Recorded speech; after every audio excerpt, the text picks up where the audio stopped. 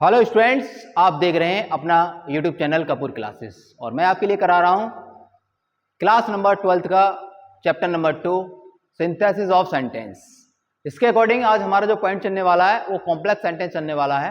आप इसको बहुत अच्छे से वॉच करें और चीज़ों को समझें। तो इसका जो बेसिक है वो बेसिक आज डिस्कस करेंगे, उसके बाद जो इसका पॉइंट्स बनेंगे उन पॉइंट्सों को भी डिस्कस करेंगे। ठीक है, आप हमारे चैनल को ऐसे ही वॉच करते रहिए और चीज़ों को समझते रहिए और चीज़ों को समझने के साथ साथ इनकी आपको प्रैक्टिस करनी है। ठीक है, हमारा चैनल आपके लिए प्रोवाइड करा रहा है क्लास नंबर 10 के ऑल सब्जेक्ट का प्रिपरेशंस यूपी बोर्ड्स 2026 के लिए। ठीक है, और अब चल रहा है क्लास नंबर 12 का इंग्लिश सेक्शन कंप्लीट करवाएंगे हम विद कंसेप्ट के साथ। तो आइए चलते हैं बिना देरी करते हुए, आज इसका बेसिक समझते हैं कि बेसिक में क्या क्या चीजें होती है जब हमें कॉम्प्लेक्स सेंटेंस बनाना होता है। ठीक है, तो हम बनाना सीखेंगे आज कॉम्प्लेक्स सेंटेंस से सिंपल सेंटेंसेस बनाना, या सिंपल सेंटेंस से कॉम्प्लेक्स सेंटेंस हम कैसे बनाएं। ठीक है, तो सबसे पहले हमें एक प्रिंसिपल क्लॉज मिलेगा और प्रिंसिपल क्लॉज को हमें प्लस करना है सबऑर्डिनेट क्लॉज द्वारा। कॉम्प्लेक्स सेंटेंस हम कैसे बना सकते हैं, ये 3 प्रकार से बनाए जाते हैं। इनके प्रकार कितने होते हैं? 3 टाइप्स होते हैं इनके।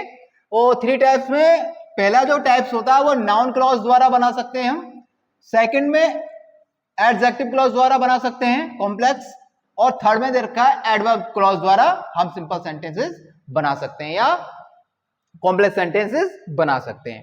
नोट में मैंने लिखा है कि प्रिंसिपल क्लॉज क्या होता है। प्रिंसिपल क्लॉज ये जो लिखा है ना प्रिंसिपल क्लॉज, इसके बारे में आपको जानकारी होनी चाहिए कि प्रिंसिपल होता क्या है। बार बार इसका डिस्कस रहेगा तो आपको ये सारी चीजें पता होनी चाहिए।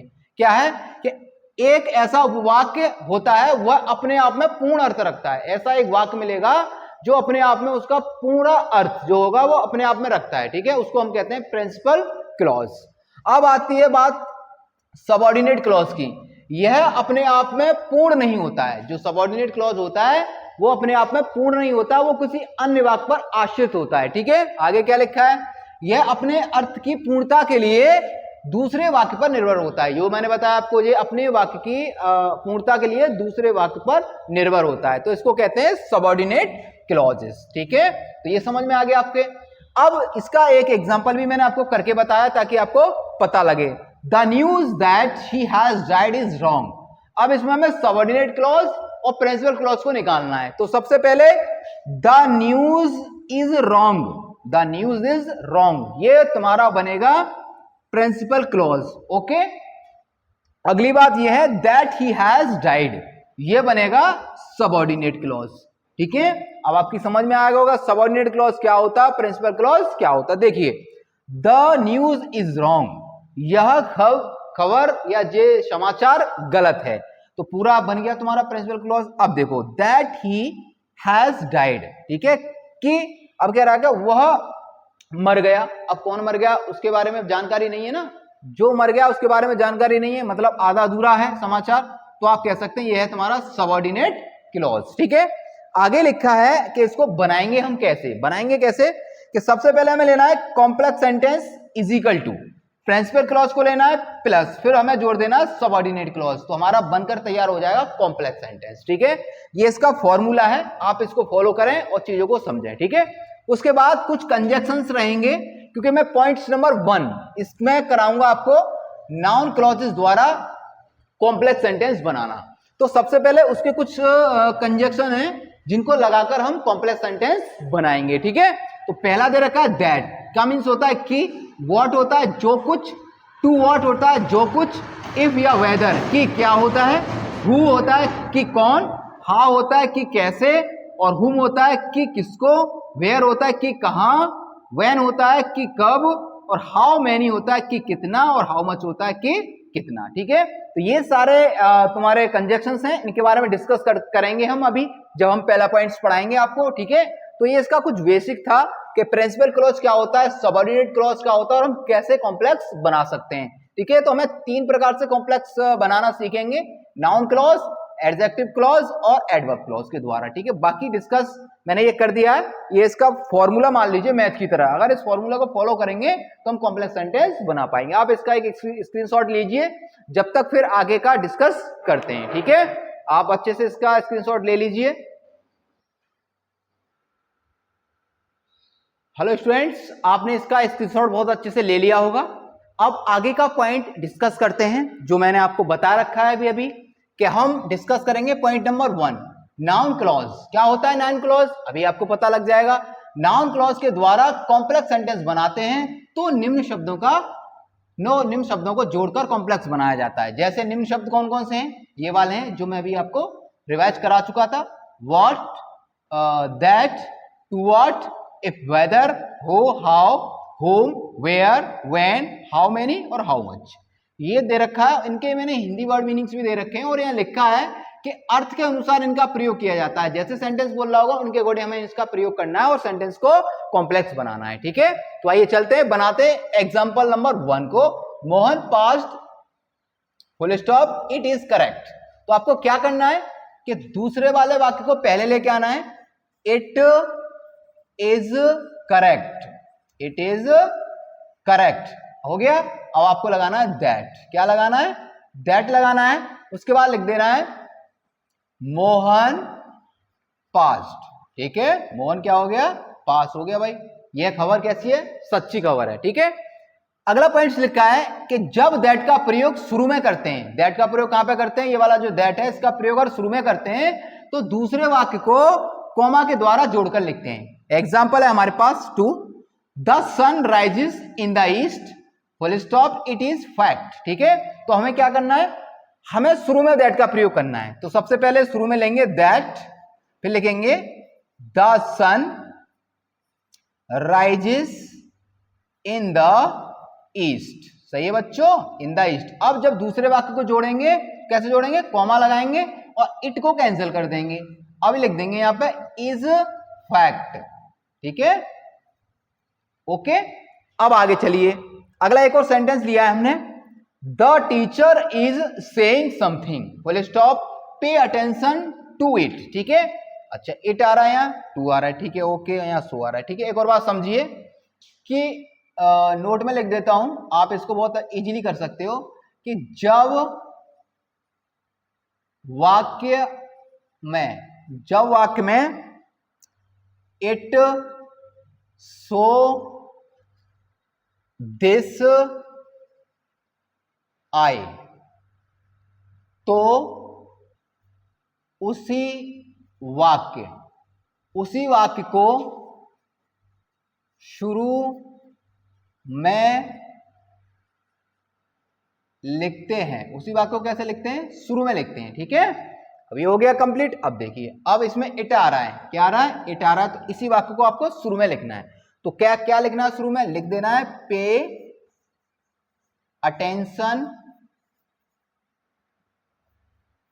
Pay attention. अब लिखना है टू, अब इसमें दैट नहीं आएगा, अब देखिए टू के साथ आ रहा व्हाट, तो आएगा टू व्हाट। क्या आएगा, टू व्हाट।